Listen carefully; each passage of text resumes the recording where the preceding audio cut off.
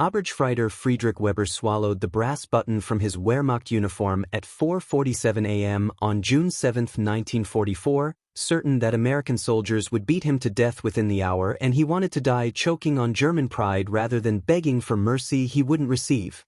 But 6 hours later, sitting at a wooden table in Camp Concordia, Kansas, staring at a bowl of hot beef stew, fresh bread with real butter, and coffee that smelled like civilization instead of desperation, Friedrich realized with shame so profound it felt like drowning that everything he'd been taught about the enemy, every propaganda poster, every officer's speech, every certainty that had carried him through 2 years of combat, had been a lie. And the worst part, the part that would haunt him for the next 60 years, was that the American sergeant who'd placed this meal before him, this black man named James Washington, whose grandfather had been enslaved in the same state where Friedrich now sat as a prisoner, had smiled at him with genuine kindness and said, "Eat up, son. You're safe now." The mess hall at Camp Concordia held 200 German prisoners of war on that first morning, and the silence was so complete that Friedrich could hear his own heartbeat pounding against his ribs like it was trying to escape. Around him sat men who'd fought in North Africa, in Italy, in France, veterans of the Afrika Korps and the Wehrmacht's best divisions, now dressed in uniforms stripped of insignia, marked with PW in white paint on their backs. They stared at the food like it might be poisoned, like it might be a test before the real punishment began. "They're going to photograph us eating," whispered Hauptmann Ernst Vogel, who sat to Friedrich's left. He was 37, had commanded an artillery battery in Tunisia, and his hands shook slightly as they hovered over his soup bowl. "Show the world how well they treat prisoners before they march us to work camps. Hard labor. Starvation rations. That's how it works." Friedrich wanted to believe him. Wanted the familiar certainty of expecting cruelty, because at least cruelty made sense. They were enemies. They'd killed American soldiers. This kindness, if it was kindness, felt like a trap he couldn't identify. "My father was a prisoner in the last war," said a young voice to Friedrich's right. Gefreiter Hans Müller, barely 20, from Hamburg, captured at Normandy 3 days after the invasion began. The French. He said they beat prisoners daily, withheld food, made them sleep in their own filth. He survived 18 months and came home weighing 42 kilograms. "The Russians are worse," someone said from across the table. "My brother was captured at Stalingrad. We received one letter. Then nothing. He's dead now, certainly. Worked to death in Siberia or shot in some frozen field." Friedrich looked at his stew again. Steam rose from it, carrying the smell of beef and vegetables and seasoning, real food, not the ersatz rations they'd been subsisting on for months. His stomach cramped with hunger so intense it hurt, but his mind screamed that eating was surrender, was collaboration, was the first step toward whatever torture awaited them. Sergeant James Washington walked between the tables, his boots making soft sounds against the wooden floor. He was tall, perhaps 40 years old, with gray threading through his hair and eyes that had seen things but hadn't been hardened by them. He stopped beside Friedrich's table, and every prisoner tensed. "Gentlemen," Washington said in clear, if heavily accented, German. "I understand you're frightened. I understand you've been told things about American treatment of prisoners. But I need you to understand something. This is not a trick. This is not a prelude to cruelty. The United States is a signatory to the Geneva Convention. You will be treated according to those standards. That means adequate food, clean shelter, medical care, and fair labor conditions. It means you will not be beaten, starved, or executed." Friedrich watched Washington's face for signs of deception, for the sadistic pleasure some men took in false promises before violence. He saw none. Only a kind of patient understanding that was somehow worse than cruelty would have been. "I know what you're thinking," Washington continued. "You're thinking about your propaganda, about what you've been told. But ask yourselves, have any of you been mistreated since your capture?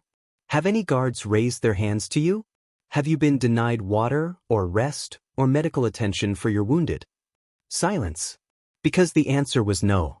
Since Friedrich's capture at Omaha Beach, German defenders overwhelmed by the largest invasion force in history, he'd been treated with a correctness that bordered on courtesy. Given water when he was thirsty. Had his wounds bandaged. been transported in trucks rather than forced to march, placed in holding areas with latrines and shelter. It didn't make sense. None of it made sense. Eat, Washington said quietly. That's an order, not a request. You're no good to anyone, including yourselves, if you starve. And when you're finished, we'll show you your quarters. Clean bunks. Blankets. More than you probably had on the front lines. He walked away, leaving them with their confusion and their steaming bowls. This is how it starts, Ernst whispered. They feed us, make us grateful, make us soft. Then they put us to work in factories making weapons to kill our countrymen. It's psychological warfare. But Hans was already eating, his spoon moving to his mouth with the desperate efficiency of someone who'd been hungry too long to care about pride. And once he started, the floodgates opened. One prisoner after another surrendering to biology, to the simple human need for sustenance. Friedrich lifted his spoon. The stew was hot, rich, seasoned with herbs he could identify, bay leaf, thyme, pepper. The beef was real, not the horse meat or mystery protein they'd been issued in the Wehrmacht. The bread was fresh enough to be still warm. He ate, and hated himself for how good it tasted. The barracks they were assigned to after breakfast were clean, weatherproof, with actual beds, not bunks crammed 3 high like sardines, but individual frames with mattresses and wool blankets. The facility had running water, flush toilets, showers that produced hot water. There was a recreational area with books, tables for cards and chess, even a small library. This isn't a prison camp, Friedrich said, staring at the bunks. This is better than our barracks in training. Better than any accommodation I've had in 2 years of service. It's a trap, Ernst insisted, but his voice carried less conviction now. Has to be. Over the following days, Friedrich waited for the trap to spring. Waited for the guards to reveal their true nature, for the food to diminish, for the cruelty to begin.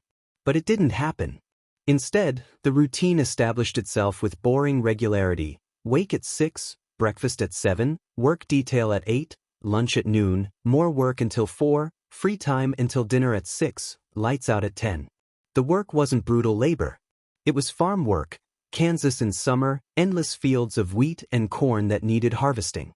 The labor was real and sometimes exhausting, but no worse than what American farmhands did. And they were paid for it, script that could be used at the camp canteen for cigarettes, candy, newspapers, toiletries. I don't understand, Hans said one evening, lying on his bunk after a day of harvesting wheat. Why treat us like this? We're the enemy. We killed their soldiers. Why feed us the same food they eat? Why pay us for work? Why give us books and recreation time? Geneva Convention, said a prisoner named Wolfgang, who'd been a lawyer in Berlin before the war. International law requires certain treatment of POWs. America's following it to the letter, probably because they want the same treatment for American prisoners in Germany. But we're not following it, Hans said quietly. Our camps, I've heard things. About Soviet prisoners, about how they're treated. It's not like this. Wolfgang looked uncomfortable. War is complicated. Different fronts, different standards. But Friedrich knew what Hans was really saying, what they were all thinking but not speaking aloud. If this was how civilized nations treated their enemies, what did it say about Germany that their own camps were so different? The first letter arrived 3 weeks into Friedrich's captivity. The camp commander, Colonel Richard Patterson, had established a mail service. Prisoners could write home once a week. Letters would be screened for military information but otherwise sent freely. And mail from Germany would be delivered to prisoners. Friedrich's letter came from his mother in Stuttgart. He opened it with shaking hands, expecting, what? News of Allied bombing, of suffering, of the hardships he'd left behind. Instead, Dearest Friedrich, your letter arrived today and I wept with joy to know you're alive and safe. Thank God for the Americans and their treatment of prisoners. Your father says to tell you he's proud you survived, proud you're being treated well. Stuttgart has been bombed twice more. The Schneider's home was destroyed, but they survived in the shelter. Food is scarce. We haven't had real meat in months, only the rations. The bread is half sawdust now. But we endure. Your little sister Clara asks about you constantly. I told her you're in America, being kept safe until the war ends. She doesn't understand war, thank God. She still plays with her dolls and dreams of becoming a teacher. Stay safe, my son. Obey the camp rules. Come home to us when this madness finally ends. Your loving mother. Friedrich read the letter 3 times, each reading making the pit in his stomach grow deeper. His family was starving on sawdust bread while he ate beef stew and fresh vegetables. His city was being bombed to rubble while he slept in a clean bunk with wool blankets. He was safe and fed and treated with respect while his entire nation bled. The guilt was crushing.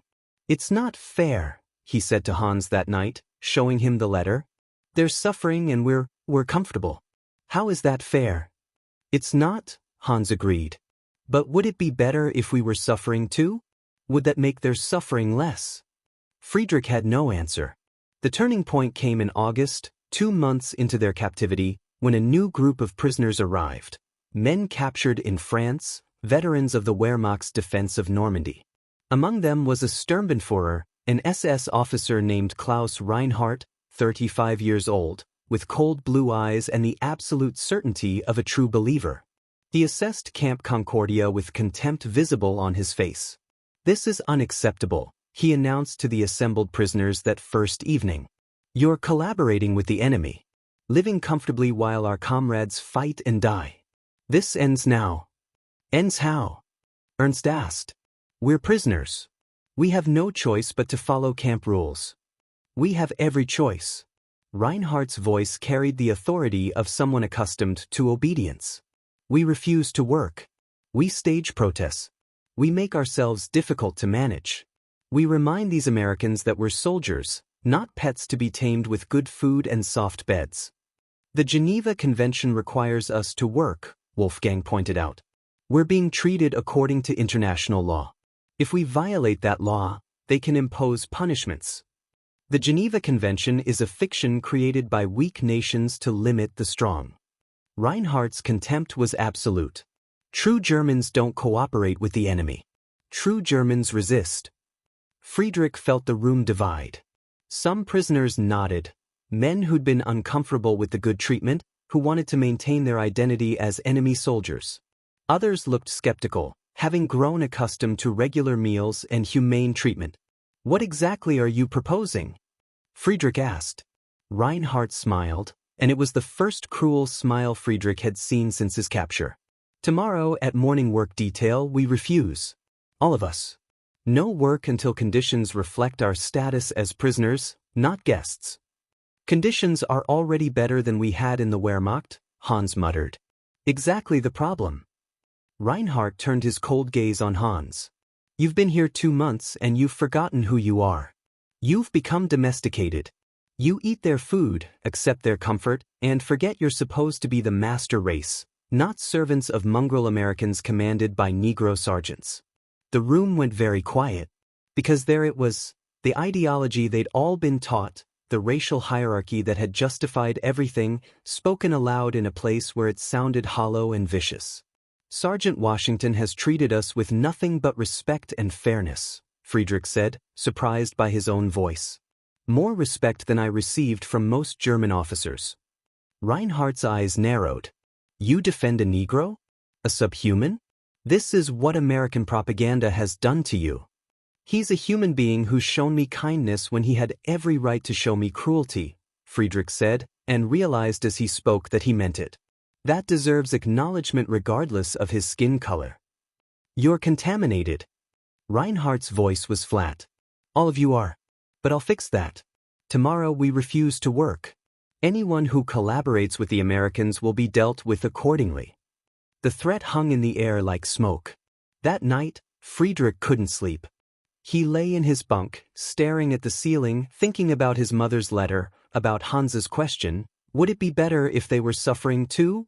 About Sergeant Washington's patient kindness, about Reinhardt's absolute certainty. Around him, the barracks was quiet but not peaceful. Men shifted restlessly, whispered in small groups, wrestled with the same questions Friedrich was wrestling with. At midnight, Ernst climbed down from his bunk and sat beside Friedrich. We have to decide, he whispered. Reinhardt's organizing a work refusal. If enough men participate, the Americans will be forced to respond.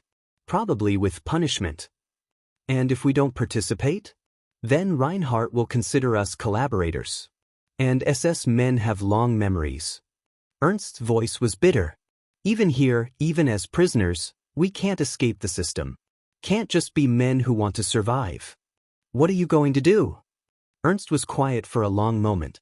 I think I'm going to work tomorrow. I think I'm going to eat the food they give me, do the labor they assign me, and be grateful I'm alive and treated well. And if that makes me a collaborator in Reinhardt's eyes, so be it. I'm tired, Friedrich. Tired of ideology, tired of purity tests, tired of cruelty dressed up as strength. I just want to survive and go home to my family. That's all I want too, Friedrich admitted. Then we'd better sleep. Tomorrow's going to be difficult. Morning came too quickly. Breakfast was served at 7 as usual, porridge with milk, bacon, eggs, coffee. Reinhardt sat at the head of one table, surrounded by his supporters, eating nothing, his expression radiating disdain. Friedrich atte. So did Ernst and Hans and Wolfgang, and perhaps half the prisoners. The other half followed Reinhardt's lead, sitting before full plates in silent protest. Sergeant Washington noticed immediately. He walked to Reinhardt's table, his expression carefully neutral. Is there a problem with the food? We're not eating until conditions improve, Reinhardt said in German. Washington replied in the same language. What specific improvements are you requesting? Treatment appropriate to prisoners of war. Labor appropriate to our status. Recognition that we're soldiers, not slaves or children. You receive treatment according to Geneva Convention standards. Your labor is compensated and no more strenuous than what's required of American farmhands. And you're addressed with the respect due to prisoners of war. Washington's voice remained calm. If you have specific complaints about violations of international law, they can be filed with the camp commander. But refusing to eat is only going to hurt you, not change policy. We also refuse to work, Reinhardt continued, until our demands are met. That's your choice. Though I should point out that refusing to work violates the Geneva Convention's requirement that enlisted prisoners perform labor when ordered. Officers are exempt, but enlisted men are not. Washington's eyes swept the table. Are all of you officers? Silence. Because most of them weren't. Most were enlisted men or junior NCOs who had no exemption from labor requirements. Think carefully, Washington said. You're being treated well. Better than many American soldiers are treated on bases in the States. You have adequate food, clean shelter, medical care, and fair labor conditions. Refusing to work because you want worse treatment doesn't make sense, and it puts you in violation of the same international law that protects you from abuse. He walked away, leaving them with that logic. The work detail assembled at 8. Friedrich lined up with the others going to the wheat fields. Behind him, Reinhardt's group stood in formation, refusing to move. Last chance, said the American lieutenant in charge of the detail. Work or return to barracks. Anyone refusing will be placed in isolation quarters until you change your mind. No punishment, just separation from the general population. And you'll receive reduced rations, still adequate by convention standards, but not as generous as what you're currently getting. We will not work, Reinhardt announced. Understood. The lieutenant gestured to guards. These men to isolation barracks. The rest of you to the trucks. It was that simple. No violence. No shouting. No drama. The refusing prisoners were escorted away, Reinhardt looking defiant, his supporters looking uncertain. Friedrich climbed into the truck bed with the others heading to work, and felt relief so profound it was almost shameful. The wheat field stretched to the horizon, golden in the August sun. The labor was hot and exhausting, cutting, bundling, loading, but no worse than harvest work anywhere. American farmhands worked alongside them, laughing and joking, treating the prisoners like colleagues rather than enemies. During lunch break, a farmer named John Eriksson, 60 years old, with hands like leather and a Norwegian accent, sat beside Friedrich and shared water from his canteen. You boys doing all right? He asked in German that was probably older than he was. Not too hot for you? We're fine, thank you. Friedrich accepted the water gratefully. My grandfather came from Germany. Württemberg. 1887. Worked wheat fields just like these until he saved enough to buy his own farm. Ericsson gestured to the endless golden grain. Hard work, but honest work. Puts food on tables. That matters, you know? Whether you're German or American or anything else, feeding people matters. Friedrich thought about his mother eating sawdust bread. Yes. It matters. War's a stupid thing, Ericsson continued. Sends good men to kill other good men over politics most of them don't understand. But it ends eventually. And when it does, men like you go home, start families, plant crops, build things. That's what matters. Not the killing. The building that comes after. Do you think we'll be allowed to go home? When the war ends? Course you will. America doesn't want to keep you forever. Soon as we win, and we will win, no offense. Soon as it's over, you'll be shipped back. Reunited with your families. Get on with your lives. Ericsson stood, dusted off his pants. Just try to remember, when you get home, that your enemy treated you well.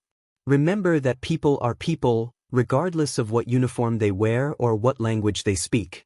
Remember that the next time someone tries to tell you different. That evening, back at camp, Friedrich found Hans sitting outside the barracks, staring at the sunset. You think Reinhardt's right? Hans asked. That we've been corrupted? That we've forgotten who we are? I think we've been given a gift, Friedrich said slowly. A chance to see that everything we were taught about the enemy was wrong. About Americans, about racial hierarchies, about strength and cruelty. I think we've been given a chance to be better than what we were told to be. But we're still Germans. Still soldiers who fought for. Hans stopped, unable to finish. For a cause that was wrong, Friedrich completed quietly. We didn't know how wrong. Or maybe we didn't want to know. But we're learning now. Every day we're here, every meal we eat that our families can't eat, every act of kindness from people we were taught to despise, it's teaching us. And when we go home, we'll carry these lessons with us. Reinhardt's isolation lasted 3 weeks. When he was finally returned to the general population, thin and angry but unharmed, he found that his support had evaporated. Most prisoners had chosen comfort over ideology, survival over resistance. They worked, they ate, they wrote letters home, they played chess and read books and counted days until the war's end. Cowards, Reinhardt hissed one evening, stalking through the barracks. Collaborators. You've betrayed everything Germany stands for. Germany told us to die for the fatherland, Ernst replied calmly. America's letting us live instead. I'll take that betrayal any day. Reinhardt lunged at him, but other prisoners intervened, holding him back. The American guards arrived quickly, and Reinhardt was returned to isolation, this time indefinitely. Friedrich never saw him again.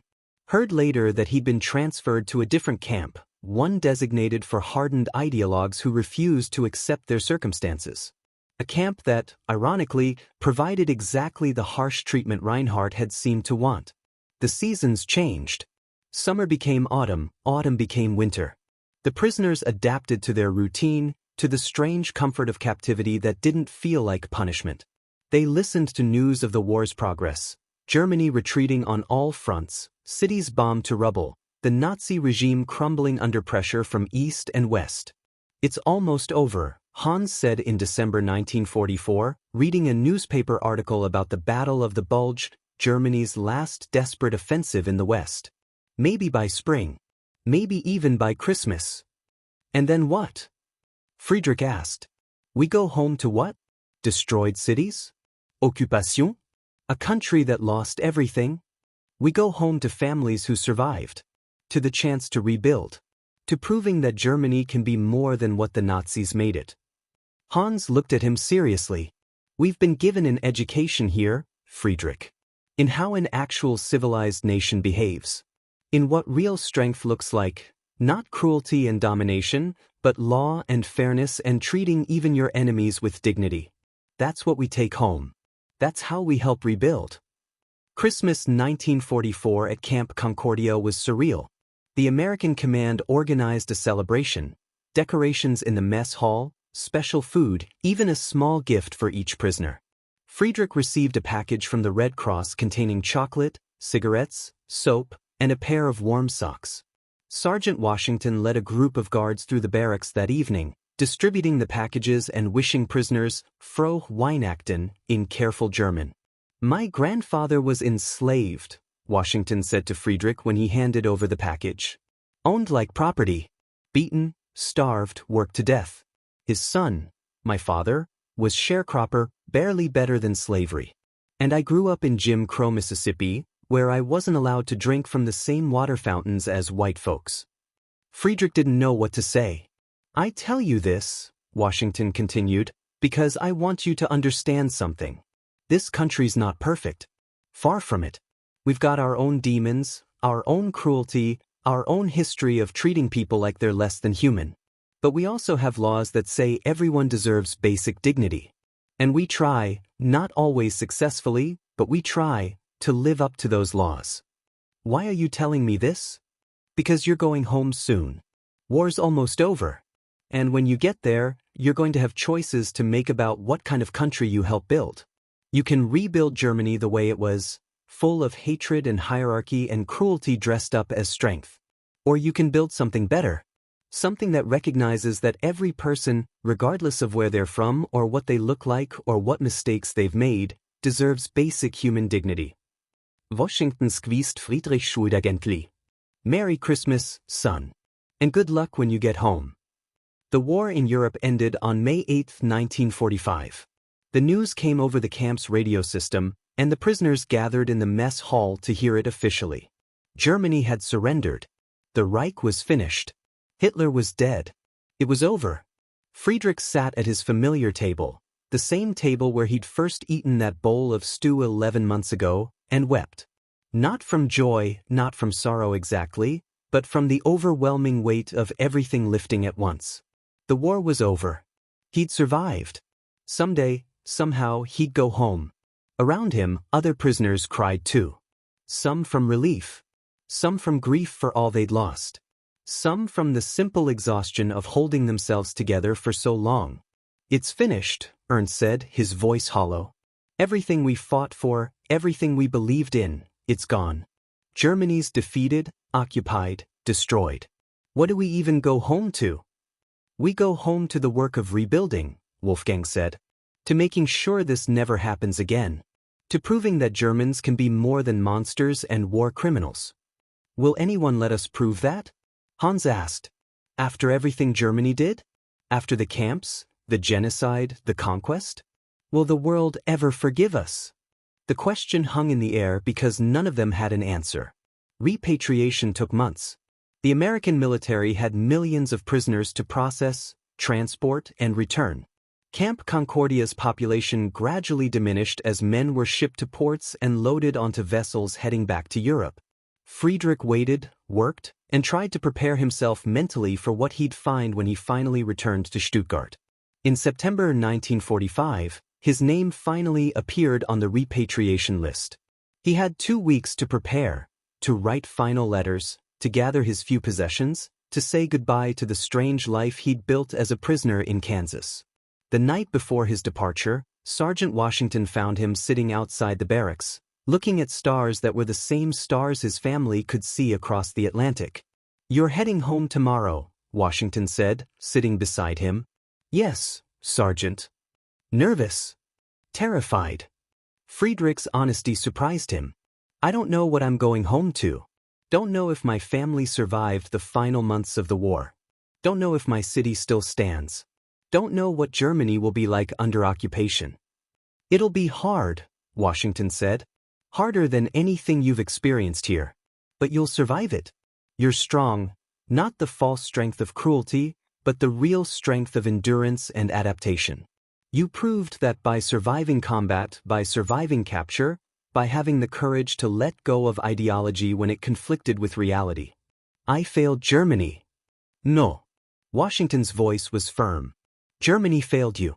Failed an entire generation by filling your heads with lies and sending you to die for evil purposes. But you survived. And you learned. And when you get home, you'll help build something better. That's not failure. That's redemption." They sat in comfortable silence for a while, prisoner and guard, enemy and friend, two men who'd somehow found common ground across an unbridgeable divide. "Thank you," Friedrich finally said. "For everything. For the food, the shelter, the fairness. But mostly for treating me like a human being when you had every right to treat me like an animal. I'll remember that. When I'm home, when I'm helping rebuild, I'll remember that my enemy showed me more humanity than my own country did." Washington extended his hand. Friedrich shook it. "Go home, Friedrich. Make your country into something worth fighting for instead of something that needs to be fought against. That's the best revenge against everything the Nazis did, becoming better than they ever allowed you to be." The transport ship left from Norfolk, Virginia in late September 1945. Friedrich stood at the rail with 200 other repatriated prisoners, watching the American coastline recede, feeling the strange mixture of relief and loss that came with going home after so long away. Hans stood beside him, equally quiet. They'd become friends during their captivity, these two young men who'd survived combat and imprisonment and the destruction of everything they'd once believed in. "What will you do?" Hans asked. "When we get home? Find my family. Help rebuild. Study engineering, maybe. The Americans have made me realize how far behind Germany was in practical application of technology. We built tanks and guns, but they built highways and power grids and systems for ensuring every citizen had access to basic necessities. That's what I want to work on. Infrastructure for peace instead of weapons for war." "I want to teach," Hans said. "History, maybe. Make sure the next generation understands what happened, why it happened, and why it can never happen again. Someone needs to tell the truth instead of propaganda." The ship sailed east, carrying them back to a homeland that would be unrecognizable, to families who'd suffered while they'd been safe, to a future no one could predict. But Friedrich felt something he hadn't felt in years: hope. Not naive hope, not the false certainty of propaganda, but the hard-earned hope of someone who'd seen the worst of humanity and also the best, who knew that people could choose cruelty but also could choose kindness. Stuttgart was ruins. Friedrich's first sight of his city made him physically ill. Entire neighborhoods reduced to rubble, the beautiful architecture of his childhood replaced by broken walls and empty windows. The train station where he departed for Wehrmacht training in 1942 was a skeletal frame of twisted metal. But his family's apartment building still stood, damaged but intact. And when he climbed the stairs to the third floor, when he knocked on the familiar door, when it opened and his mother stood there, older, thinner, but alive, Friedrich finally let himself believe it was real. "Mutti," he whispered and collapsed into her arms. His father was alive. His sister Clara was alive. They'd survived the bombings, the food shortages, the final chaotic months of the war. And now they survived the occupation, living in a country divided between four powers, learning to navigate a world where being German meant carrying collective shame for crimes most of them hadn't personally committed but also hadn't done enough to stop. Friedrich told them about America. About Camp Concordia, about Sergeant Washington, about the meals and the treatment and the education in how civilized nations behaved even toward their enemies. His father listened with tears in his eyes. "We knew it would be like that," his father said. "The Americans. We knew they'd follow international law, treat prisoners fairly. That's why we prayed you'd be captured by them instead of the Russians. That's why we thanked God when your first letter arrived from Kansas instead of Siberia." "But you never told me," Friedrich said. "Never told me that everything we'd been taught about the Americans was lies. Would you have believed us? Before you saw it yourself?" His father shook his head sadly. The regime controlled everything: education, media, what people could say even in their own homes. We couldn't tell you the truth without putting the whole family at risk. So we hoped you'd survive long enough to learn the truth yourself. They sat together in the damaged apartment, eating thin soup that was all they could afford, and Friedrich realized the reversal was complete. In America, he'd eaten better as a prisoner than his family had eaten as free citizens. In America, he'd been safer, better housed, more fairly treated than Germans in Germany. The guilt of that would never entirely fade. Friedrich enrolled at the Technical University of Stuttgart in 1946, studying civil engineering with focus on reconstruction. The university was held in makeshift buildings, half the faculty were gone, dead or fled or discredited by Nazi associations, and the student body was full of veterans who'd survived the war and wanted to rebuild something better. He met with Hans regularly. His friend was studying at the teacher's college, preparing to educate the next generation. They'd share coffee that was barely coffee and talk about their time in Kansas, about the lessons they'd learned, about the country they wanted to help create. "Do you ever hate them?" Hans asked one day. "The Americans? For treating us so well while our families suffered." "I tried to," Friedrich admitted. "But I can't. They followed their laws, treated us according to international standards. It's not their fault Germany didn't do the same. It's not their fault our cities were bombed. We started the war, we committed the atrocities, we forced them to respond with overwhelming force. It's hard to accept responsibility for crimes we didn't personally commit.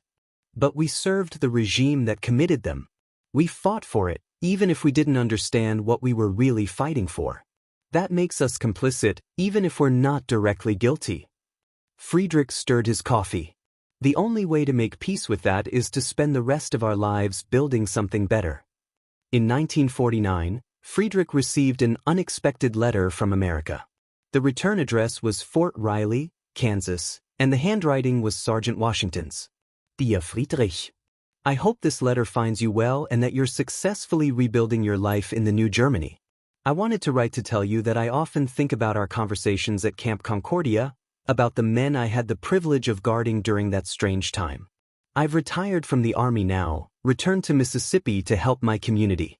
The fight for civil rights here is intensifying, and I want to be part of it, want to help my people achieve the same basic dignity and fairness that I was able to provide to enemy prisoners during the war. It's strange, isn't it? I could treat you fairly, could ensure you had adequate food and shelter and respect, because there were laws requiring it.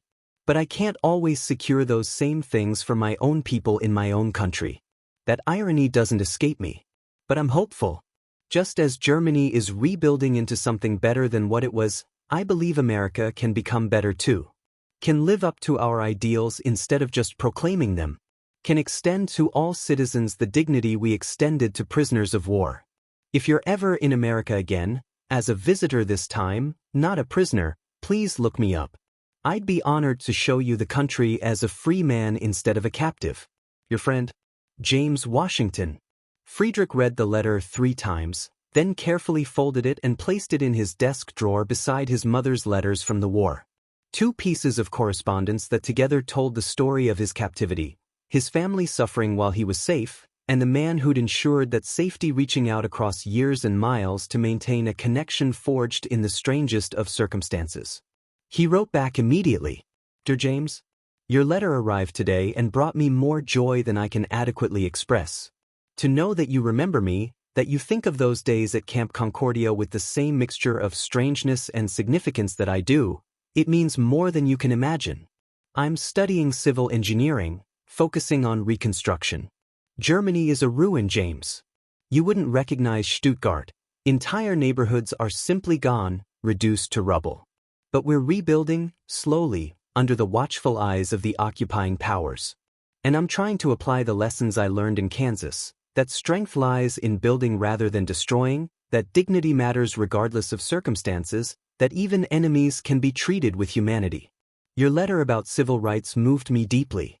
I find it both inspiring and heartbreaking that you could extend such fairness to prisoners of war but must fight for that same fairness for your own people.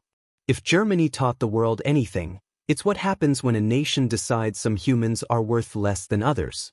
I pray America learns that lesson without the catastrophic cost we paid. I would be honored to visit someday, though that seems financially impossible for the foreseeable future. But if circumstances allow, I will find you in Mississippi and thank you properly for saving not just my life, but my faith in human decency. With deepest respect and gratitude, Friedrich Weber. The years passed. Friedrich graduated, worked on reconstruction projects throughout West Germany, married a woman named Anna who'd survived the bombing of Dresden, had 2 children. He built highways and bridges and housing complexes, infrastructure for a nation trying to prove it could be more than its worst moment. And he told his children about Kansas, about Camp Concordia, about the meals and the treatment, about Sergeant Washington and the education in humanity he'd received from a man he'd been taught to consider inferior. "Why are you telling us this?" his daughter Elizabeth asked when she was 12, struggling to understand the complicated morality of her father's war service. "Because I want you to understand that we were wrong," Friedrich said. "That everything Germany stood for during the Nazi era was wrong. Not just strategically wrong or militarily wrong, but morally wrong at the most fundamental level. And the proof is that our enemies, the people we were told to hate and despise, treated us better than our own country treated its citizens." "Does that make us the bad guys?" his son Klaus asked. "It makes us the people who need to do better," Friedrich answered. "Who need to build a Germany worthy of the second chance the world has given us. That's what your mother and I are trying to do. That's what we're raising you to do." In 1963, Friedrich saw James Washington on television. The American civil rights movement had reached a critical point, and Washington, now a prominent activist in Mississippi, was being interviewed about the struggle for voting rights and equal treatment.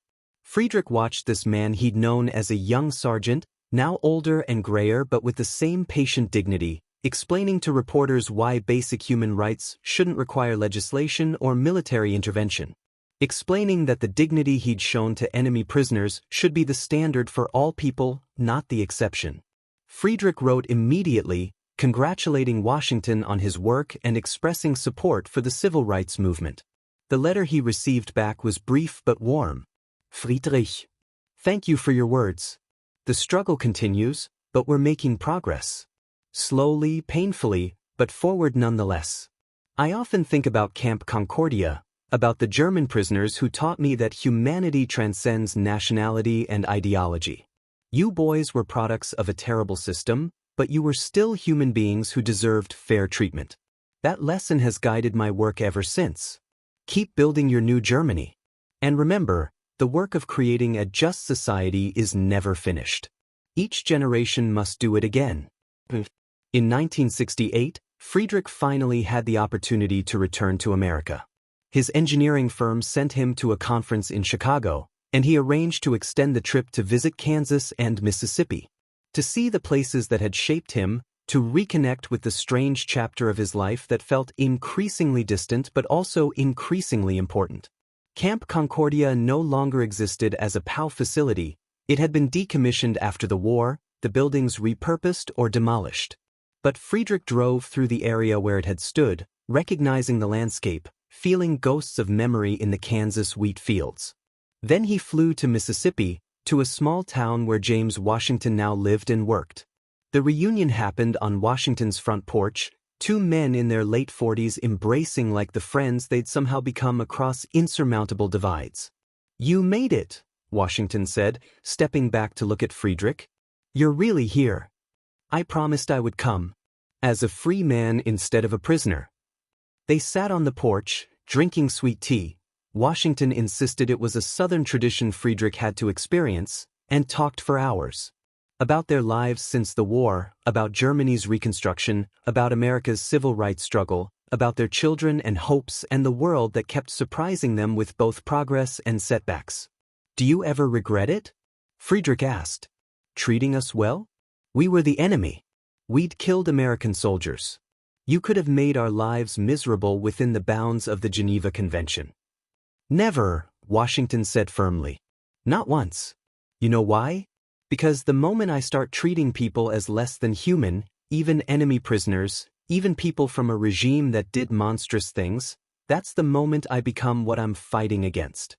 Dignity isn't something you grant to people you like or people who deserve it. It's something you grant to everyone, because they're human. That's the entire point. I wish more people understood that. They will. Eventually. Slowly. The arc of history bends toward justice, Friedrich, but we have to help bend it. That's our job, yours in Germany, mine here. To keep pushing, keep building, keep proving that people are capable of better than their worst moments." Friedrich stayed for 3 days. Met Washington's family, saw his community work, attended a church service where Washington spoke about reconciliation and redemption. And he saw the poverty and inequality that still existed, the work that remained undone, the struggle continuing. On his last evening, Washington drove Friedrich to the edge of town, to a small cemetery where Washington's grandfather was buried. Born enslaved in 1851. Died free in 1929. Washington touched the simple headstone. He told me stories when I was a boy. About being owned, about the cruelty, about escaping during the Civil War and fighting for the Union. But also about forgiveness, about not letting hatred consume you, about building something better instead of just tearing down what's wrong. Sounds like wisdom I should have learned earlier. You learned it when you needed to learn it. That's all any of us can do. Washington turned to face Friedrich. You came to America as a prisoner, expecting brutality, and found humanity instead. That changed you. Made you part of the work of rebuilding Germany into something better. That's what I hoped would happen, that treating you boys fairly would send home a generation of Germans who understood that strength doesn't mean cruelty, that civilization means law and dignity and fairness even when it's hard. Did it work? Did treating us well make a difference? You're here, aren't you? Building highways and bridges instead of weapons. Raising children who understand why the Nazi era was wrong. Contributing to a Germany that's democratic and peaceful and increasingly prosperous. I'd say it worked. They stood in the cemetery as the sun set, casting long shadows across the graves of people who'd survived slavery and war and the long struggle toward justice. Thank you, Friedrich said quietly. For everything. For the food and shelter at Camp Concordia, yes, but more for the education in what humanity actually looks like. I've tried to pass that lesson on to my children, to my students, to everyone I work with. And I'll keep trying until I can't anymore. That's all any of us can do, Washington repeated. Keep trying. Keep building. Keep remembering that people deserve dignity regardless of what uniform they wore or what mistakes they made. Friedrich returned to Germany with renewed purpose. He threw himself into his work, into reconstruction projects and education initiatives and efforts to ensure the next generation understood both the horrors of the past and the possibilities of the future. In 1973, he was invited to speak at a university symposium on post-war reconstruction and reconciliation. The audience was young students who'd been born after the war, who knew the Nazi era only as history, who wanted to understand how to prevent such horrors from happening again. Friedrich told them about Camp Concordia, about expecting brutality and receiving kindness, about Sergeant Washington and the lesson in treating even enemies with dignity, about the shame of being fed well while his family starved, and the obligation that shame created to build something better. The question isn't whether you personally committed crimes, he told them. The question is whether you'll commit to ensuring those crimes never happen again. Whether you'll build a society where human dignity is non-negotiable, where laws protect everyone regardless of their background, where strength means fairness rather than cruelty. A young woman raised her hand. But how do we convince people? How do we change minds that are already made up, that believe in hierarchy and hate? Friedrich thought about Reinhardt, the SS officer who'd refused to accept kindness because it contradicted his ideology. About the prisoners who'd chosen comfort over resistance and those who'd chosen resistance over survival. You can't convince everyone, he admitted. Some people are so invested in their beliefs that no evidence will change them. But you don't need to convince everyone. You just need to convince enough people, build enough momentum, create enough institutional structures that fairness becomes the default rather than the exception. That's what we're doing in Germany. That's what Sergeant Washington and others are doing in America. Building systems that enforce dignity even when individuals resist it. The symposium lasted 2 days, and Friedrich found himself energized by these young Germans who wanted to understand, who wanted to do better, who carried the weight of history but refused to be crushed by it. On the final evening, an elderly man approached him, perhaps 70, walking with a cane, wearing an expression Friedrich recognized because he'd worn it himself for years. Herr Weber, I was at Stalingrad. Captured by the Russians in 1943. Spent 6 years in a labor camp in Siberia. The man's voice was hollow. 6 years of starvation, beatings, cold that killed men in their sleep. I weighed 38 kilograms when they finally released me in 1949. Half the men I was captured with didn't survive. Friedrich waited, knowing there was more. I listened to your story about Kansas, about the Americans and their fairness and their warm meals. And part of me hates you for it. The man's eyes were wet. Hates that you got kindness while I got brutality. Hates that your captors followed international law while mine didn't. Hates that you came home healthy while I came home broken. I understand, Friedrich said quietly. But the other part of me, the part that's kept me alive all these years, is grateful that at least some German prisoners were treated well. That at least some of our enemies proved they were better than what we'd become. That there's evidence that civilization survived the war, even if I didn't experience it. The man wiped his eyes. So thank you. For telling your story. For reminding me that humanity still exists somewhere. They embraced, two veterans of the same war who'd had vastly different experiences of captivity, united by the shared weight of survival and the obligation to make that survival mean something. The Berlin Wall fell in 1989. Friedrich, now 67 years old, watched on television as Germans from East and West embraced, as the symbol of division crumbled, as his country took another step toward healing its deepest wounds. He thought about Camp Concordia, about the lessons he'd learned there, about Sergeant Washington's patient wisdom, about the long arc from captivity to freedom to rebuilding to this moment of reunification. That year, he wrote a memoir. Not a grand historical account, but a personal reflection on his time as a POW and the education in humanity he'd received from his captors. He titled it Warm Meals and Comfort: How My Enemy Taught Me to Be Human. The book sold modestly but impacted deeply. Veterans from both sides wrote to him, sharing their own experiences of captivity, of the strange moments of humanity in the midst of war's dehumanization. Teachers used it in classes about the war, about reconciliation, about how to build peace after conflict. And James Washington wrote to him one final time. Friedrich, I read your book with tears in my eyes. Not because I'm in it, though I'm honored beyond words, but because you told the truth. About the shame and the gratitude, about the guilt of receiving kindness while your people suffered, about the obligation that creates to build something better. That's the story that needs to be told. Not the simple narrative of good versus evil, but the complicated truth that even in war, even between enemies, humanity can persist. And that persistence is what eventually allows reconciliation. I'm 83 now. My health is failing.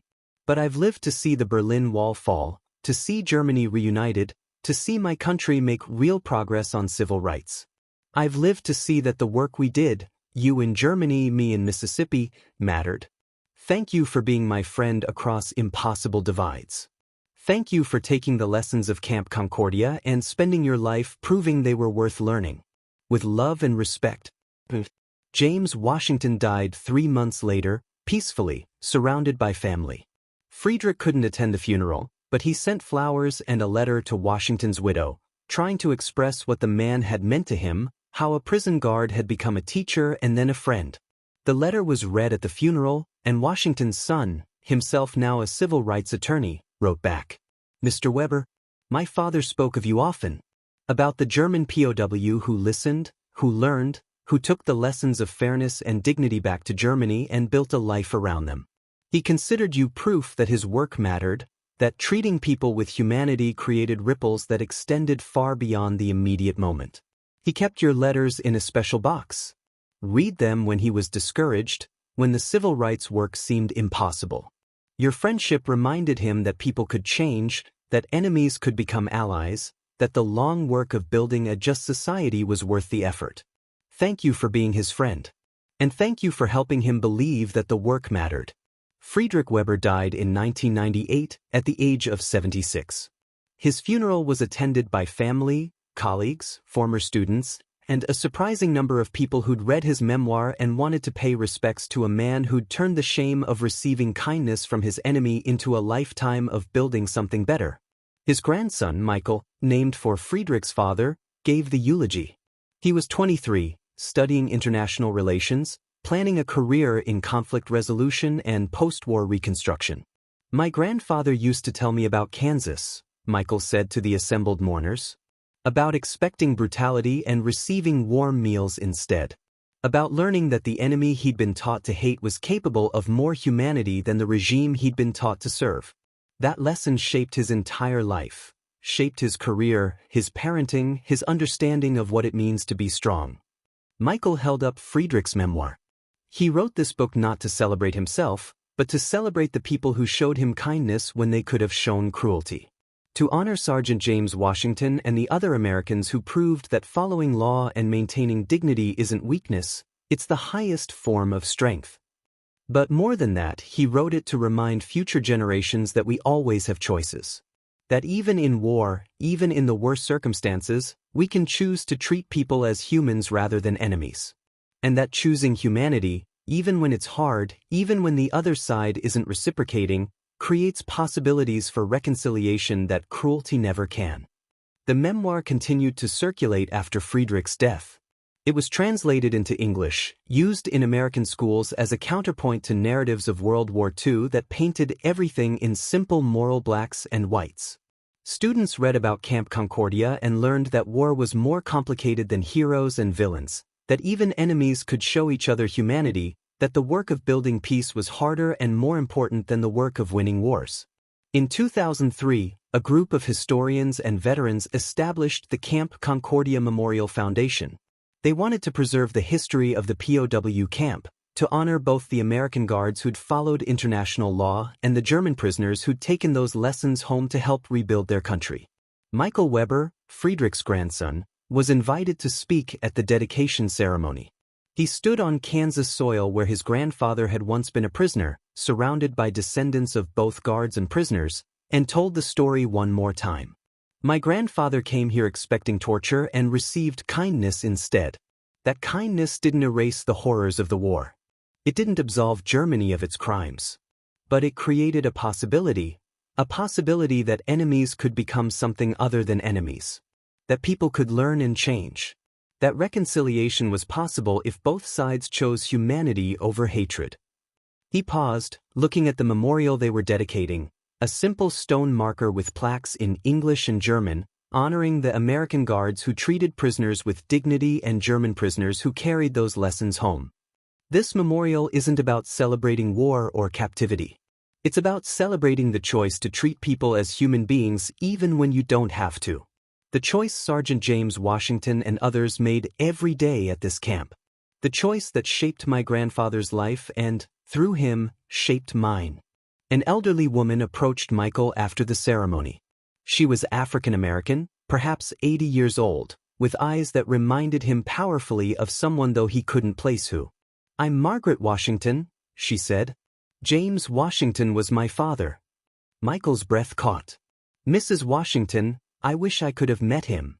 My grandfather considered him the most important teacher he ever had. And Dad considered your grandfather proof that his work mattered."